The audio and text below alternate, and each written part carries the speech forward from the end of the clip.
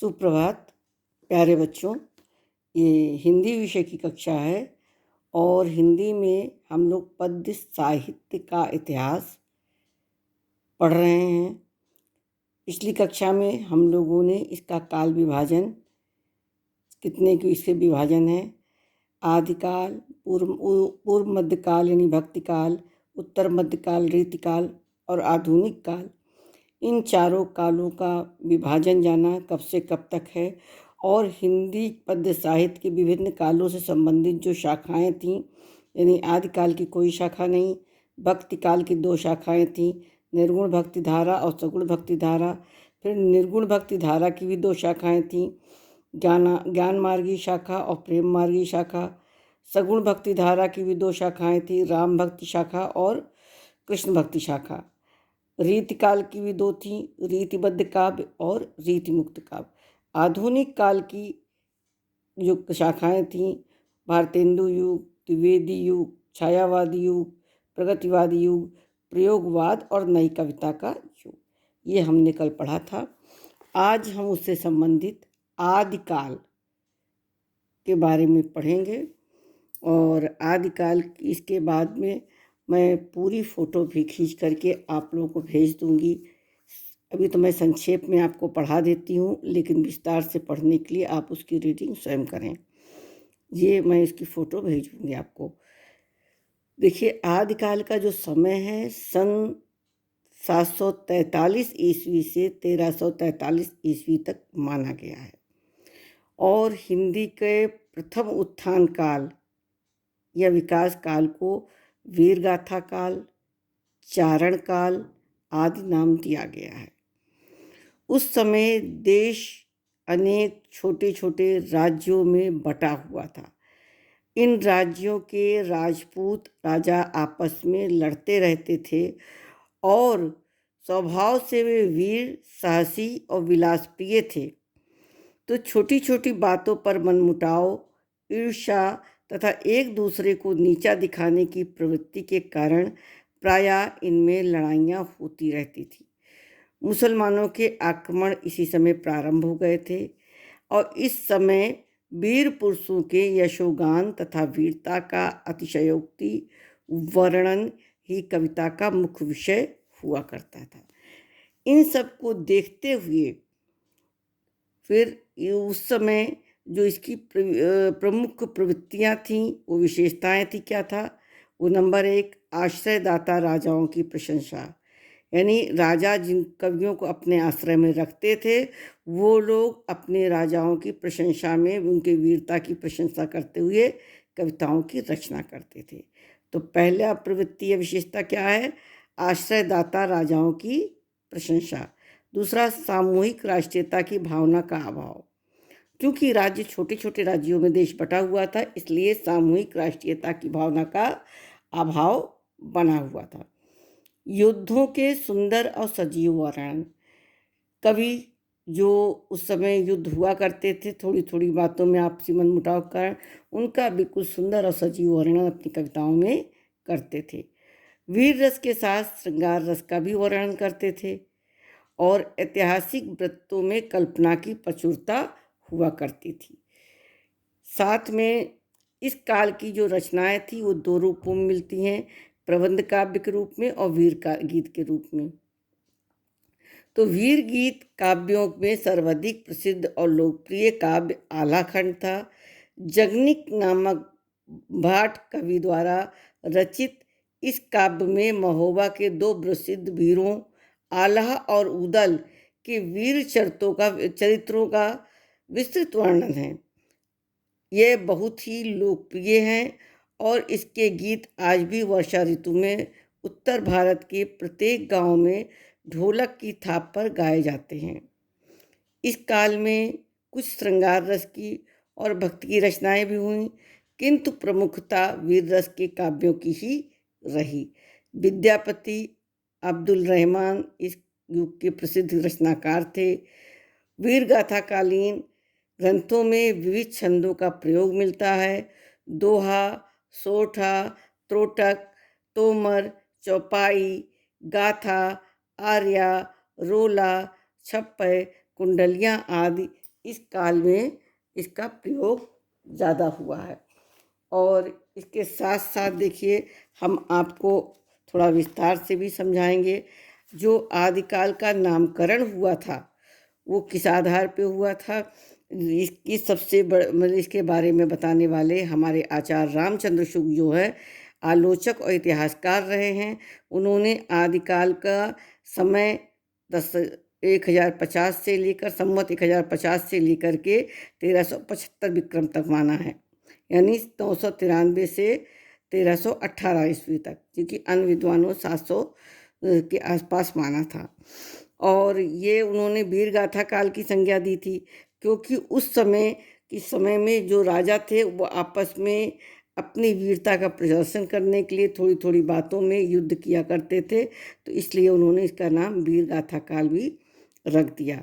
और आदि काल ऐसा नाम है जिसे कभी किसी न किसी रूप में सभी इतिहासकारों ने स्वीकार किया, क्योंकि प्रारंभिक काल था इसलिए इसे आदिकाल का नाम दिया गया। और भाषा की दृष्टि से इस काल के साहित्य में हिंदी के आदि रूप का बोध पाया भी जाता है। तो भाव की दृष्टि से इसमें भक्ति काल से आधुनिक काल तक के सभी प्रमुख प्रवृत्तियों का प्रारंभिक बीज हम खोज सकते हैं। इस काल की आध्यात्मिक, श्रृंगारिक और वीरता की प्रवृत्तियों का विकसित रूप हमें मिलता है। और साहित्य के आरंभ की सीमा 800 शताब्दी के उत्तरार्ध मानी जाती है।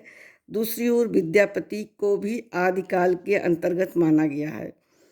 इनका रचनाकाल 1375 से 1418 ईस्वी है। इस दृष्टि से आदिकाल की अंतिम सीमा 1418 ईस्वी निर्धारित की जा सकती है।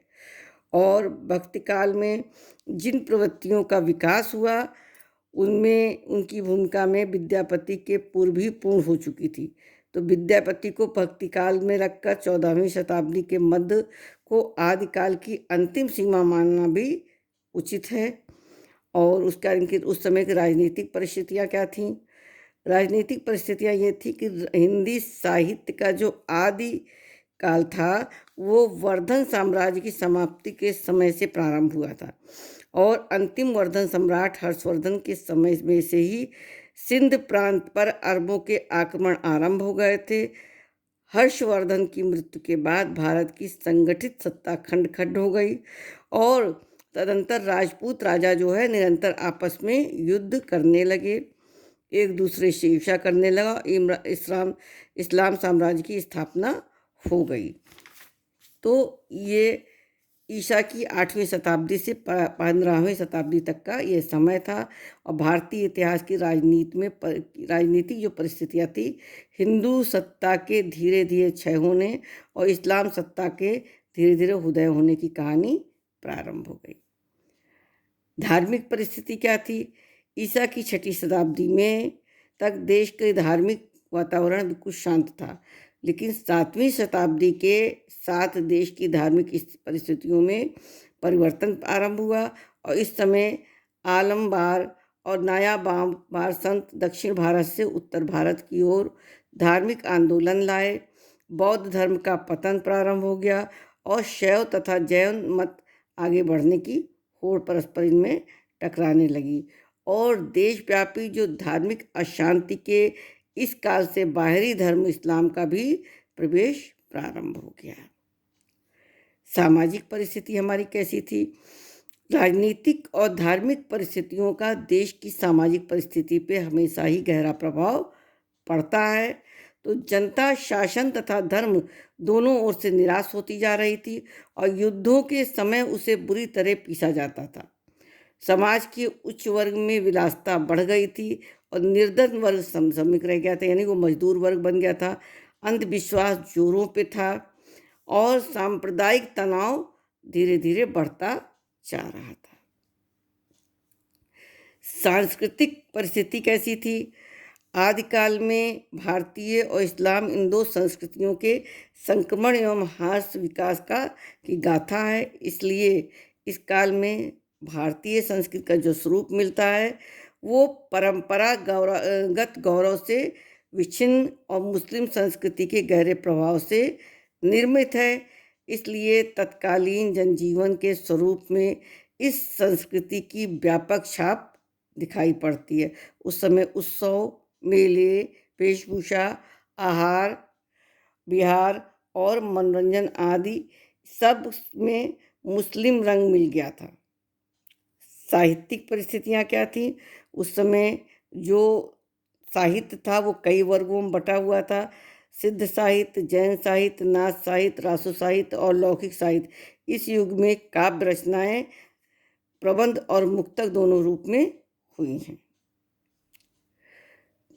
और उस समय जो सिद्ध साहित्य था, देखिए उसमें बौद्ध धर्म के वज्रयान तत्व का प्रचार करने के लिए सिद्धों ने जो साहित्य लोक भाषा में लिखा वह हिंदी का सिद्ध साहित्य है। और इन दिनों सरहपा, सवरफा और लुई, डोमिपा, कणप्पा और कुरिप्पा हिंदी के मुख्य सिद्ध कवि हुए हैं। जैन साहित्य, जैन देखिए जितने साहित्य हुए, साहित्य का क्या है, जिस प्रकार से हिंदी के पूर्वी क्षेत्र में हिंदी कविता के माध्यम से सिद्धों ने बौद्ध धर्म के वज्रयान मत का प्रचार किया, उसी प्रकार पश्चिमी क्षेत्र में जैन साधुओं ने भी अपने मत का प्रचार हिंदी कविता के माध्यम से किया। और जैन साहित्य का सबसे अधिक लोकप्रिय रूप रास ग्रंथ था। संस्कृत में रस शब्द को जैन साधुओं ने रास रूप देकर रचना को प्रभावशाली बनाया। नाथ साहित्य क्या था? सिद्धों की जो वाम मार्गी योग साधना की प्रतिक्रिया में नाथ पंथियों के हठ योग साधना प्रारंभ हो गई। उसमें गोरखनाथ नाथ साहित्य के व्यवस्थापक माने जाते हैं। इन्होंने ईसा की 13वीं शताब्दी के आरंभ में अपना साहित्य लिखा और गोरखनाथ से पहले अनेक संप्रदाय थे, उन सबका नाथ संप्रदाय में विलय हो गया। रासो साहित्य क्या है? हिंदी साहित्य के आदिकाल में जो रचित जैन राज काव्य वीर गाथाओं के रूप में लिखित रासो ग्रंथ काव्यों को से बिल्कुल भिन्न है। दोनों की रचना शैलियों का अलग अलग भूमियों पर विकास हुआ। जैन रास काव्यों में धार्मिक दृष्टि प्रधान थी, जबकि रासो परंपरा में रचित काव्य में वीर गाथा परक था। दलपत विजय कृत खुमाण रासो, नरपति नाला रचित विशलदेव रासो, चंद्रवरदाई कृत पृथ्वीराज रासो, जंगनिक रचित परमार रासो, शारंगधर कृत हमीर रासो आदि प्रसिद्ध रासो ग्रंथ हैं। इसका लौकिक साहित्य आता है। आदिकाल में कुछ ऐसे भी ग्रंथ उपलब्ध हैं जो पूर्वोक्त प्रमुख प्रवृत्तियों से बिल्कुल भिन्न हैं। ये सभी उपलब्ध काव्यों को लौकिक साहित्य की सीमा में गिना जाता है और ऐसे काव्यों में कुशल रायवाचक, ढोला मारूरा दुहा और खुसरो की पहेलियाँ प्रसिद्ध हैं। ठीक, अब आदिकाल की जो प्रमुख विशेषताएं थीं और प्रवृत्तियाँ क्या थीं? बौद्ध साहित्य की रचनाओं में एक ओर गुहा साधना की चर्चा और दूसरी ओर वर्ण आश्रम व्यवस्था का तीव्र विरोध था। जैन आचार्यों की रचनाओं में जीवन की विभिन्न परिस्थितियों के बड़े ही सरस वर्णन, नैतिक आदर्शों का प्रचार प्रसार, नाथ संप्रदाय के साधकों की रचना में हठयोग की साधना पद्धति का दर्शन, तीव्र वैराग्य की भावना जगाई गई, वर्ण जाति के बंधन से ऊपर उठने का आग्रह है। रासो साहित्य में आश्रयदाताओं के युद्ध उत्साह, केली क्रीड़ा आदि के बड़े सरस वर्णन हैं। इतिहास के साथ कल्पना का प्रचुर उपयोग किया गया, वीर और श्रृंगार रस प्रधान है। प्रसंग अनुसार कहीं पुरुष और कहीं कोमलाकांत शब्दावली का प्रयोग हुआ है। लौकिक साहित्य में श्रृंगार, वीर और नीतिपरक भावनाओं की अभिव्यक्ति मिली है और खुसरो की पहेलियों में व्यंग विनोद की अभिव्यंजना है। तो देखिए, वैसे हमने आपको पूरा का पूरा 2 किताबों से मिलाकर समझाया है, लेकिन विशेष रूप से जब आपको केवल प्रवृत्तियाँ लिखने को आए संक्षेप में तो आप इन्हीं को लिखिएगा। ठीक है बच्चों, अगली कक्षा में हम लोग भक्तिकाल पढ़ेंगे। धन्यवाद।